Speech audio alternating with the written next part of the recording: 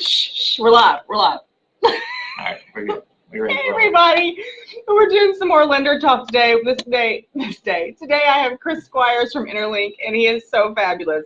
He's going to talk to us today about how to get into a house without any down payment, and that's probably the most asked question that I get. So, hey, Jennifer Walden. Hey, Jennifer. Hey, Curtis. Hey, Curtis.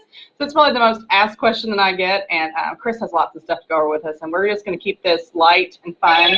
And we do want to give a shout out to Tony Williams. It's his birthday today. We had him on last week. Happy birthday, Tony. Happy birthday, Woo! Tony. I have to follow the great Tony Williams on this. Tony did a great job. We'll see how you do, man. We'll see how you do. I don't know. I don't know. Be tough to follow that. Hi, Charles. Hey, Kimberly. All right, so biggest question we have as a lender, 9 out of 10 calls that we get is, how do I get into a house and not bring any money? And there's a couple different options for sure. The most common one, especially in Southern Indiana, is going to be rural development financing. It's USDA. It's I tell people it's similar to FHA, except it's insured by the Department of Agriculture instead. Federal Housing Administration. Like, no one knows what that means. It's cool. It's a department of the government. Thanks, Starbucks. Right. So what we're doing is they're trying to encourage people to buy out into rural areas. Gotcha. Essentially. Like Harrison County is like completely rural. Yeah, that's where you live. That's way out there. I live. Shout out to Harrison County people. Also called the Boonies. The Boonies. There's several names for it. Yes, but some of them are not appropriate to speak on live. Correct. You are correct. All right, sorry, people. We're getting serious. Harrison County most of the county, I think, is eligible for that. You can actually go online on yourself on USDA's website. If you just Google USDA eligibility, it pulls up their website, and it has a property eligibility link. You click on it, you put in your address or the one you want to buy, and it tells you yes or no, if it's eligible or not. But if it's out in the country, I'm pretty sure all of Harrison County is zero down. But there are stipulations, like you cannot do a manufactured home. Well, you can do a manufactured home. It has to be brand new, though. Oh, really? It has to be a brand new manufactured home. Just learn something. Dropping knowledge. Dropping knowledge. Oh, yeah. I like that. You like that? Oh, we named the show Christina's Kentuckiana. Let me know if you like it. Okay, it's up in the air. Sorry, I'm taking your thunder. Go. You're good. All right. So USDA 100% financing, meaning you don't have to bring any money down. And the great thing about this, not only with the 100% financing, it has very, very low monthly mortgage insurance. And it's calculated like 0.35%. So that's $350 per year of mortgage insurance, which is, compared to FHA, is $850 per year. Mm-hmm. So on a $100,000 mortgage. So that just gives you kind of a comparison on right. That. The biggest issue we have with USDA is not just about income eligibility or property eligibility, it's also about income eligibility. You cannot make too much money. Oh, wait, Tony's on now. Tony, we just told you happy birthday and how much we appreciated you last week. Happy birthday, Happy birthday, Tony. Tony's relatively pretty new into the mortgage industry, but he did an amazing job last week, so it's tough for me to follow him, but I'm giving it my best shot here. Oh, hey, Daniel. And Michael. John Deacon. Sorry. Hey, Mark. Tracy. Tracy. Michael, Samantha. Okay. Let us know. Where was I? Also, let us know if you have any questions, too. Yeah, questions. We love questions. We love questions. Like Chris's age, for one. That's a good one. Yeah. He's married. He's out. So, sorry, ladies. All right, go ahead. Here we go. I don't even know. You got me blushing now. Where was I? Income eligibility. Income eligibility. Okay. All right. So income eligibility actually was just recently raised by the Department of Agriculture, which is pretty cool. You cannot make too much money for USDA. And when I say too much money, it's not just about the borrower. It's about everyone who lives in the house. And that typically becomes a problem later rather than early. And you want to know that before you go into it. So if you have your husband and wife, 2 kids, and grandma lives with them, and grandma receives Social Security, but she lives in the house, you have to calculate that into the income eligibility. You get a big break on a household of 5 people. So when you put it in there, the five people takes the income eligibility very high. So I just did Harrison County before we came in. Because aren't different counties different incomes? Correct. A lot of counties next to each other are very similar, but they do vary county to county. So you want to make sure you go in and look, and a good lender will go look for you to make sure that what that eligibility is and ask the right questions to see who else is going to live in that house. Mm-hmm. But I did Harrison County, when we got here, and a family of 3, household income 72,000, so you cannot make more than $72,000. A family of 5, 109,000. Oh, wow.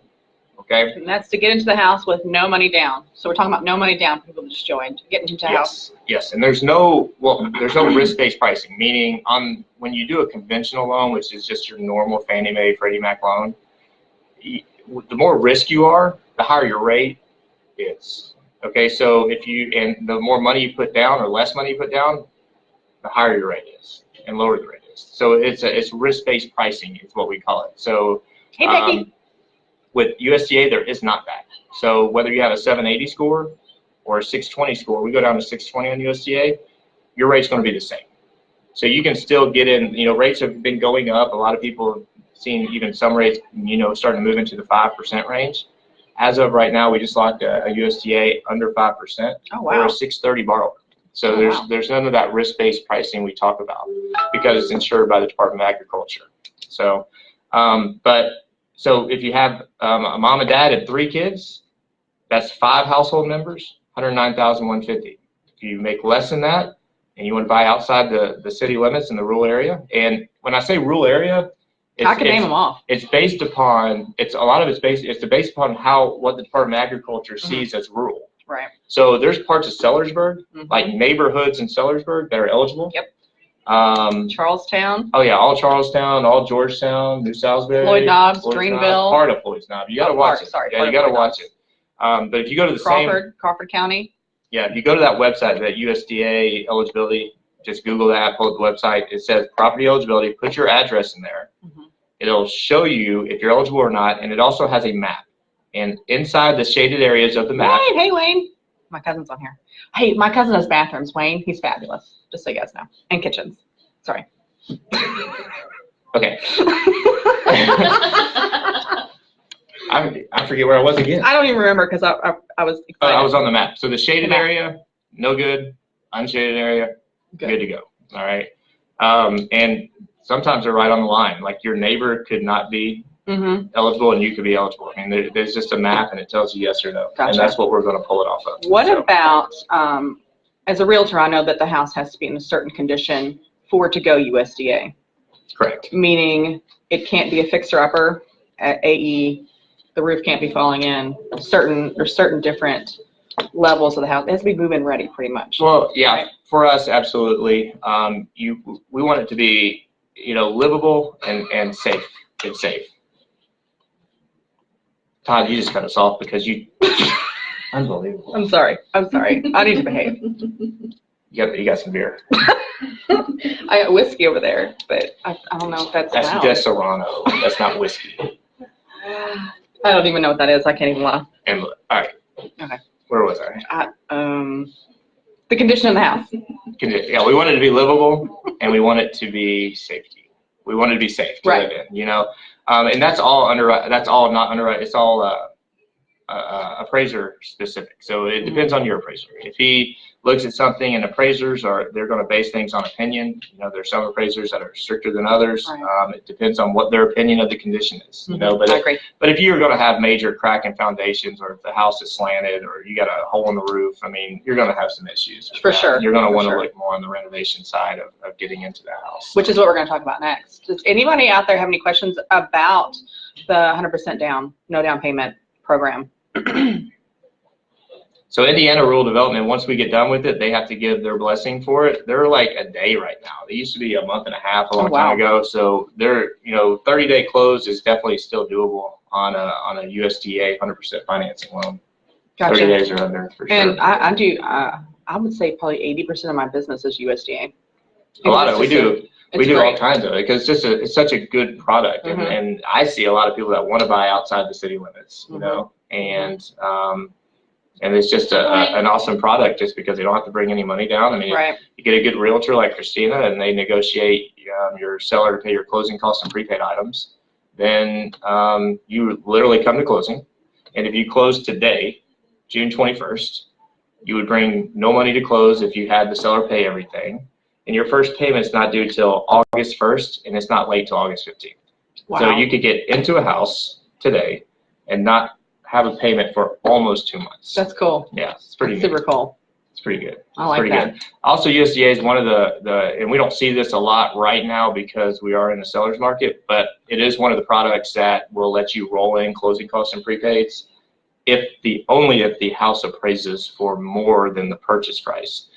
Now, that's more of a risk because typically they don't. I mean, you're purchasing the house for that amount, so you're creating the market. That is the market right now because you're willing to pay for that. So most appraisers appraise houses as long as it's not short the value. They most of the time will appraise it right on that purchase price.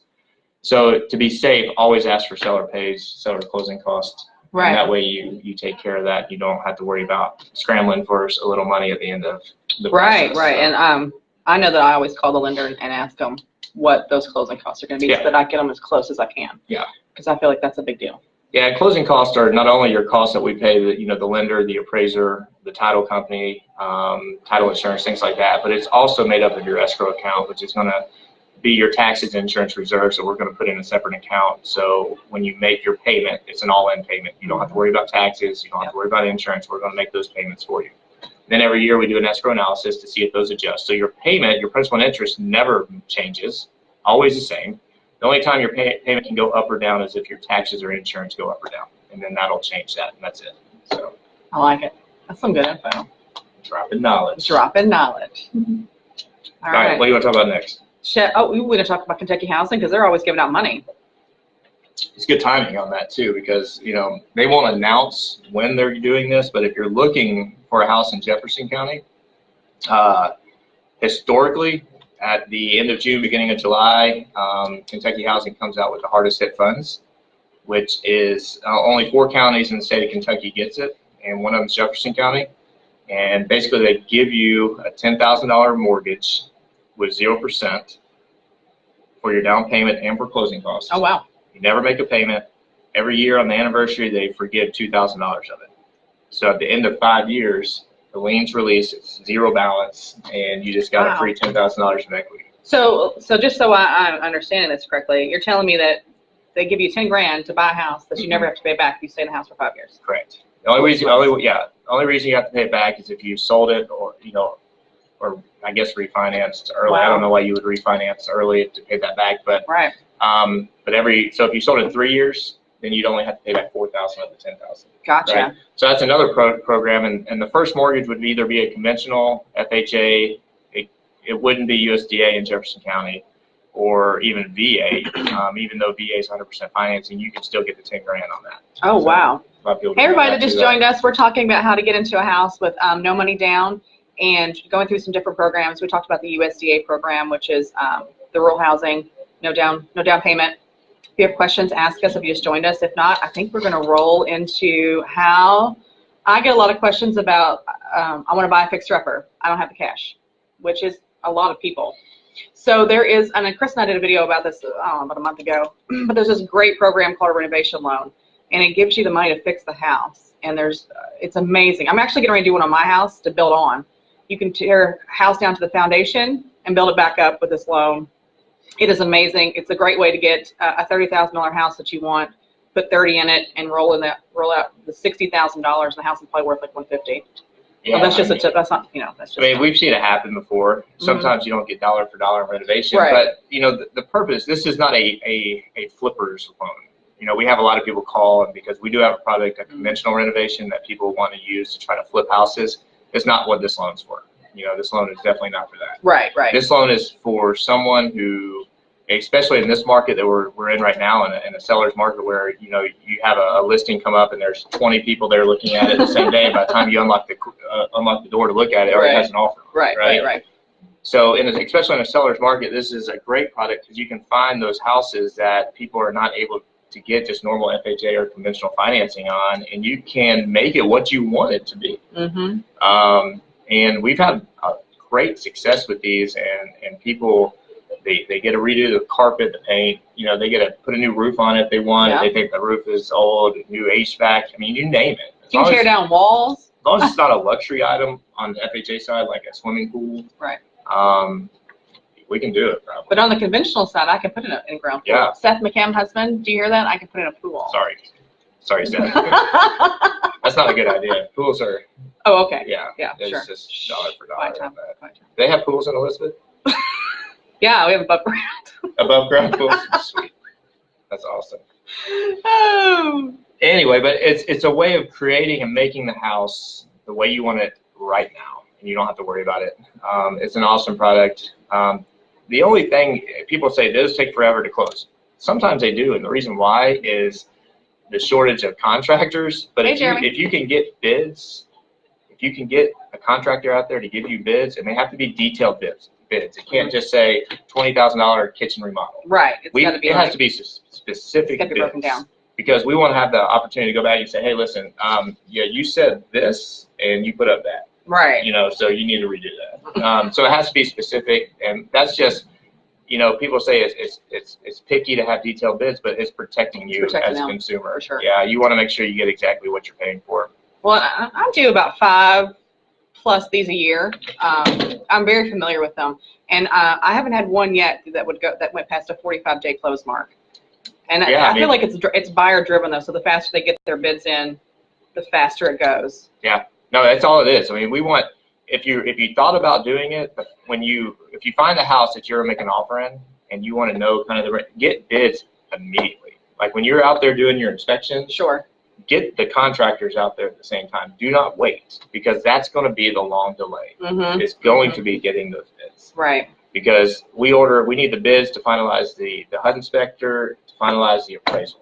To finalize the loan. So we'll have the loan completely underwritten and done, but we have a couple right now where we're having trouble getting bids, and the loan's been ready to close for 2 months. Right. It's an extensive renovation, and we're just having trouble getting good, honest bids that are within the price range that the consumer wants. Well, and I think I know I have some contractors that I can see I'm watching this right now, and they're always looking for contractors. And it's not correct me if I'm wrong, it's not I do the work, you pay me. It's a draw kind of a thing, right? It's like a construction loan. We get draws. We can pay your distributors, so you can get the product from them. We can pay, it's just like a construction loan. It's draws. But if I was a contractor, and I get contractors are pretty busy right now, but getting in this with the renovation, you can do the work. Get paid for the work, your normal contractor cost, or your price of your value of what you're worth, and not have to spend any of your own money. You don't have to put any money on your line of credit, or however you finance these jobs. Is that it's money we're giving you to go ahead and do the property, and then you earn. We've set it aside in an escrow account ready for that work to be done. So I love it. It's great. I mean, and typically you don't get dollar for dollar every time on renovation. So we do see a lot of equity that people do have from renovation. I've seen that. It depends on, what kind of, if you're going to put the most expensive countertop or the most expensive cabinets, or you can do it to make it what you want it to be. Right. But you might not get dollar for dollar, but we do go up on the FHA side up to 110% of that loan to value. Wow. So your appraisal could come in a little low because you put in $20,000 very expensive granite or whatever, but if you're happy with that, you're happy with it, So that I understand, because I do understand because I do them all the time. But so I can buy appliances with this loan. Correct. I can paint my house. I can tear out a wall. I can build a garage. Yep. Oh my God. You can add square footage. You can add a bathroom. What husband or boyfriend doesn't want a garage? Seriously. Everybody wants a garage. I don't have a garage. Seth McCam, I want a garage. Shout out Seth. I'm gonna bring his picture next week so everybody can see him because he won't get on here. Anyway, so the FHA loan is 3.5% down of the total purchase price. So let's just say they bought a $90,000 renovation house and it ended up being $100,000. It's 3.5% of the $100,000. Total. We have a very specific maximum mortgage. Hey, Jerry Heiser. Sorry.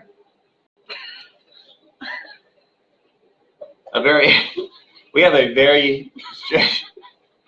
Oh my gosh. All right. What was I saying? You have a very structured sheet. Maximum mortgage worksheet. Yeah. So it's a very detailed maximum mortgage worksheet that we do, and it tells us the total down payment amount. That is a good estimator. Of what you have to bring. It's not exact, but it is a very good estimator. Okay. And then the conventional, the Fannie Mae conventional is 3% down. Not yet. They just changed that from 95 to 97%. Okay. Yep. So it can be 3% down now. That's even better. Yeah, and they're the same FHA guidelines, same conventional guidelines, so nothing's different with it. It's just the type of, the underwriting's exactly the same. It's just that they allow for renovations, that we escrow back that money. We're going to have multiple inspections. Christina Crozier thinks we're funny. She's, I went to high school with her. Oh, She's nice. fabulous. That's good. We're pretty funny. Should we buy a house? Yeah, do you want to buy a house? Yep. Yeah, I mean, Yep. we got all the tools you all You need. need a lender? All right. All right, so renovations, amazing. Amazing. And I do know, because I went to a class, Chris, watch me, I'm going to be the expert. You ready? I heard that you can defer the payments for 6 months only if the house is not livable. Correct. Yeah, you can actually, you can, like if you're doing major renovation, like knocking the house down, or Right. tearing up the walls, or removing the roof, rebuilding the roof line, whatever you're deciding to do, you can finance up to 6 mortgage payments. Set a pool. There he is. You should Hey, get hubby. a pool. Sweetie, we need a pool with a diving board and a slide, quite possibly Yep. fencing. I'm not even sure. Cool. That's my husband's on. Everybody say hi to Seth. He's Pool fabulous. boy. Well, I'm not going to. We can't sit on here, can we? Now hiring. All right. What was I saying? I don't know. What were we saying? Who we lost it. Seth, you done messed everything up. Seth messed man. everything up. You won't even get on here, man. 6 months deferment. 6 months deferred payment. See, Amanda, we should turn it over. Yeah. Hey, you wanna do it? See Amanda? There's Amanda. She's videoing us on the other phone. Hey, All right, guys. there we go. Don't look at that hairline. No, I'm not in it. What's the deal? You're in it. I gotta put my hair up. I gotta get Up serious. the wrong way. All right. There Okay. we go. All right. So you can, if you're doing major renovation and the house is not livable, you could defer, or not defer. You're not really deferring. You can finance up to 6 months mortgage payments into your loan. So if you're renting an apartment or something, you don't have to worry about making double mortgage payment, or a mortgage payment and a rental payment at the same Gotcha. time. This is only up to 6 months, and we have to prove that it's deemed unlivable during that time. Okay, so if it's only, renovation is only going to take 2 months before you can move in, you can only do 2 payments. Gotcha. Okay, so it's not, you We got a can't just question. automatically choose 6 payments. Here's a question. Jeremy's, we got a question. What's your hottest loan product right now? Oh, wait, Ray's on here, my hairdresser and a Kentucky agent. Hey, Ray. And then Craig, I just sold his house in New Albany. Hey, Craig. They're so fabulous. Okay. Fabulous people. What are we doing here? Great, ready to get into our house. I'm entertained by the info. Oh my gosh, thank you, Christina. Awesome. We're fun. We are so fun. What's your hottest loan product right now, Chris? Jeremy Ward asked that question. Well, that's a great question. We have a, Kentucky housing in Kentucky is a very hot product because it's just down payment assistance. USDA is a very hot product because people want no money down. But then the 3% down conventional, is kind of an FHA alternative for people that have really high credit and can put 3% down instead of going 3.5% with FHA. They can go at 3% down conventional with Freddie Mac's Home Possible Advantage, and then Fannie Mae's Home Ready is 3% down. So what you do is you get some of that risk-based pricing I spoke about earlier, where they limit that so they don't hit you as hard if you do have a lower credit score. And the mortgage insurance, the monthly mortgage insurance is reduced. There's a question. Let's talk about that real quick. Oh, okay. Mortgage insurance. Yeah, we're having a question too. We're ready for Craig. Cool. So mortgage insurance is a very confusing topic typically because people assume mortgage insurance is insurance to the house that protects the house, right? Oh, I So thought that. that's homeowners insurance. So Okay. homeowners insurance is State Farm, USAA, a lot of these different companies. So if something happens to your house, you'll file a claim with them. They build the house back or take care of whatever they need to. Mortgage insurance is honestly insurance policy that protects the lender from you going into foreclosure. Oh. Okay, so they used to make you put 20% down all the time. Then they said, well, let's loosen guidelines to make people put less money down. So when they noticed they did a lot of data analyzing on that, and they realized that the less money you put down, the higher rate of foreclosure. So they came up a long time ago with mortgage insurance saying that, you know what, if you don't have 20% down, that's fine. But based on your risk level, then you will have to purchase an insurance policy for the lender. Gotcha. Okay, so the less risk you are, the cheaper the insurance. So the more money you put down, the higher your credit score, the less expensive the mortgage insurance is. And then 20% on a conventional is when MI goes away, correct? 22%. Oh, 70, 22%. 78% loan to value. There you go. There you go. Shout out to Jenny Wright with Right Home Inspection. She We wanted to love say she Jenny loved our Wright. videos and keep up the good work. Jenny Wright, Right Home Inspection. They'll be on next week. I know I told you guys this week, and I'm sorry that I lied, but I didn't get into him. He books up really fast, but he'll be with us next week. We have a question from Craig. Is it better to buy points for the lower rate or not? And that's a great question, Craig, because I just asked that question to Chris like an hour ago. That's a good question. And it depends. The answer is, like, so it's easy for a What bank. are points, first of all? All right, so what points are basically money you're paying to get a lower interest rate. That's all it is, discount points, right?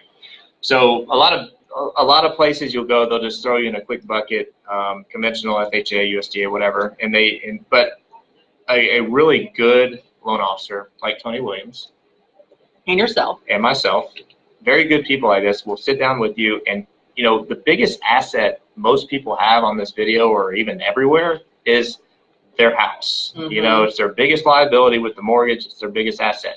There needs to be some serious time put into this to analyze that, to see where you need to be financially, and it's a true financial advisor type of decision. So the first question we're going to ask you when we talk about buying rates is, how long do you plan on staying in the house? And that answer will determine if it's worth buying rates or not, or buying down discount points for rates. All right. If you tell me 2 years, 3 years, 5 years, 7 years, it's not going to be worth it, because all we're going to do is say if it costs you $2,000 in discount points and it only saves you, let's say, $10 a month, just to get it easy, then we're going to calculate that break-even point. So how many months of savings on interest are you going to have to make in order to break even? Right. And on that situation, and just very generic calculation, if you spent $2,000 on discount points, it saved you $10 a month because you got a quarter lower rate on a low loan amount, your break-even point is 200 months, right? So 15 years is 180 months. So you're talking 16, You're blowing my mind years. with all this math right now. I'm just like, Well, he's doing long division. He's doing long division. It's not your job to do it. You're right. You got to call good loan officers that will help you do it. I love it. I'm not making fun of you. I think it's fabulous. I love you. But we'll look at that and say, you know what? Do you plan on staying in this house 17 years? And yes. Then it might be worth it if you plan on living in this house for the rest of your life. Okay. But you got to look at cash expenditure too. Would it be better for you to keep the $2,000 in your bank as reserves? Right. Because I don't know if I'm spending $2,000 to save $10 a month to make a difference in year 200 or month 201. Right. And maybe it would be better to buying points, and I don't know because I'm not a lender. But what about if I put that towards my 20% down, then I get closer to a... Yeah, I mean, so your risk levels are calculated in 5% increments. So every 5% of down payment makes the loan a little bit better, right? I know that. So if you have 13% down, I'm going to encourage you to figure out maybe a way of coming up with an extra 2% to get to that 15% mark, because now your rate's going to get better on the conventional side, and your mortgage insurance is going to get a lot better on the conventional side. So, you need to go through this stuff in detail and not just assume that I got 8% to put down, just give me a loan. You know, you gotta do the calculations and what the break-even calculations to determine which way is best for you. And a lot of times, we'll come up with something that you didn't even think of, that you find out that, wow, that saved me $80 a month, and I didn't have to pay discount points to save the $80 a month. I just needed to put an extra $2,000 down to get me to a lower tier that took my mortgage insurance down $40 and took my rate down another quarter. Gotcha. Okay, because it's risk. It's about risk. It's about risk. Craig, did that answer it? We'll wait for him to respond. All right, Jeremy Ward. We got one right here. Where do you see interest rates going? Up. They have been going. They've been going up for a while. So the economy is doing really, really well right now. I know you can just drive around, and I know I haven't seen this many now hiring signs all over the city. So the economy is doing well. So the Fed's already raised interest rate multiple times. They just raised them recently. They said they're going to raise them a few more times. Rates are going up.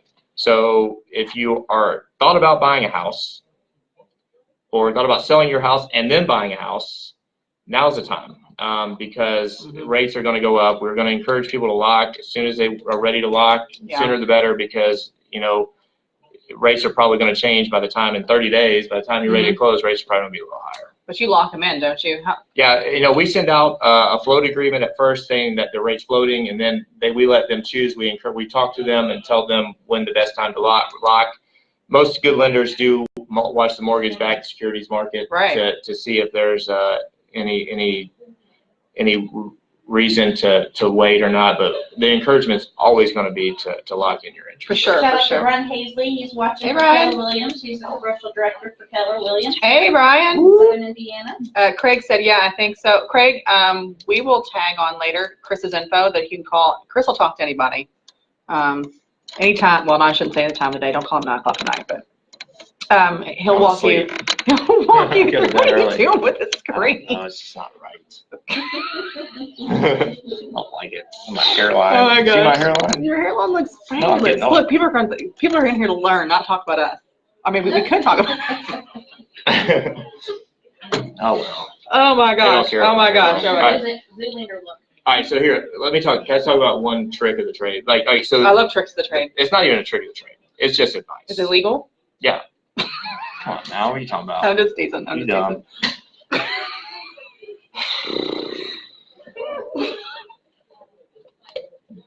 We good.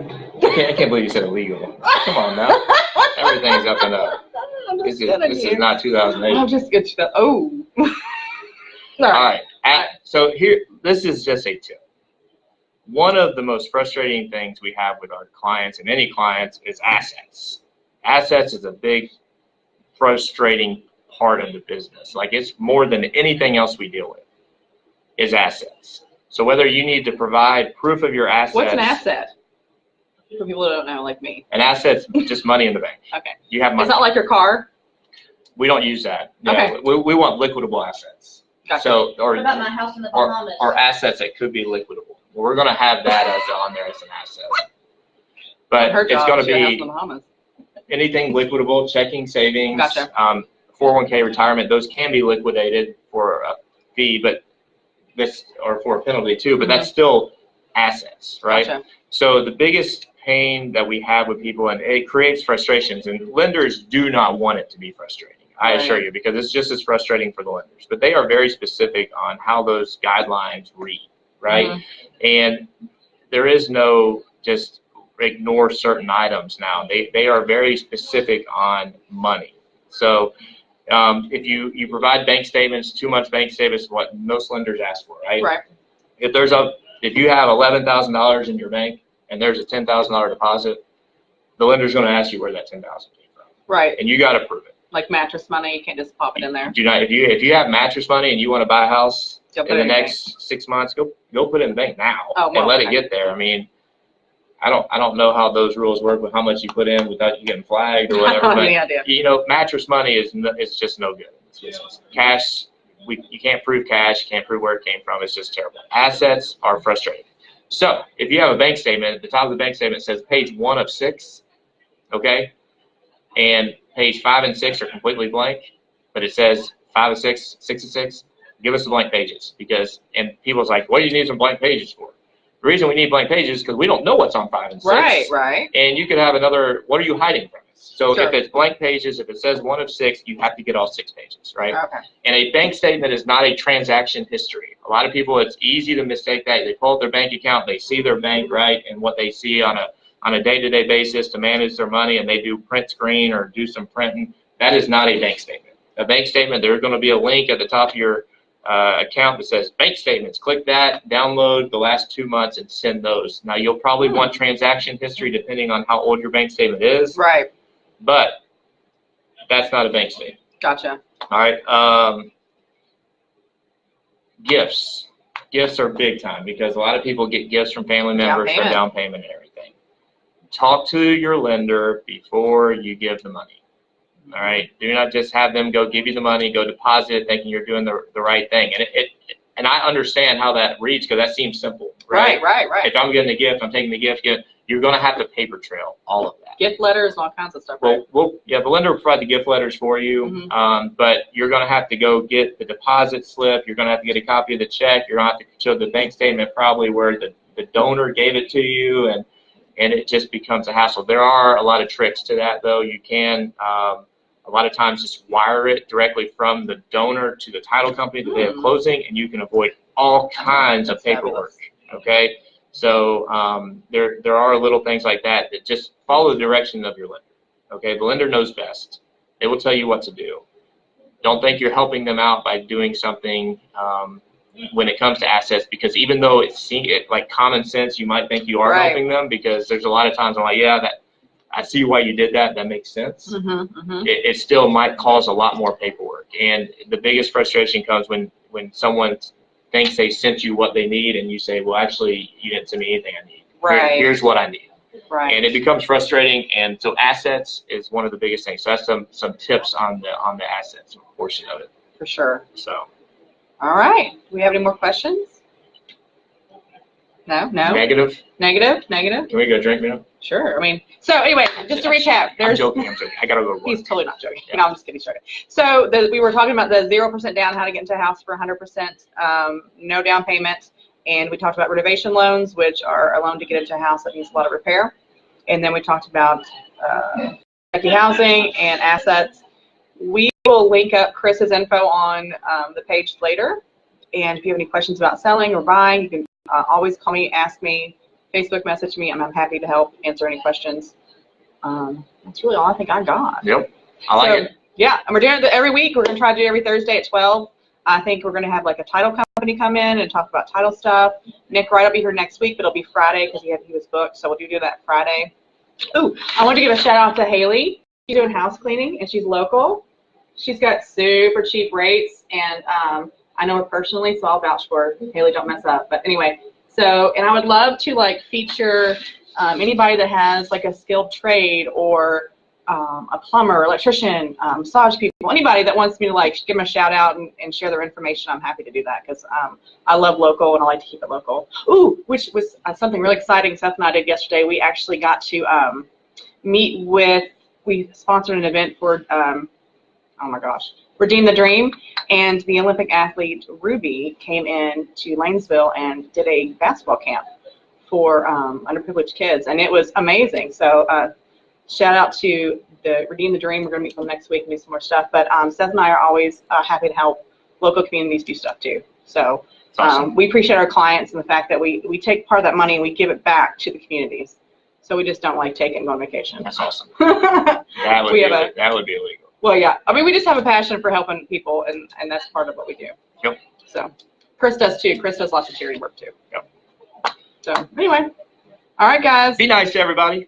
No matter how mad you are, just be nice to everybody. Everyone loves you, right? It'll be all right tomorrow. It's gonna be all right tomorrow. Like I say, it'll be fine. It'll be fine.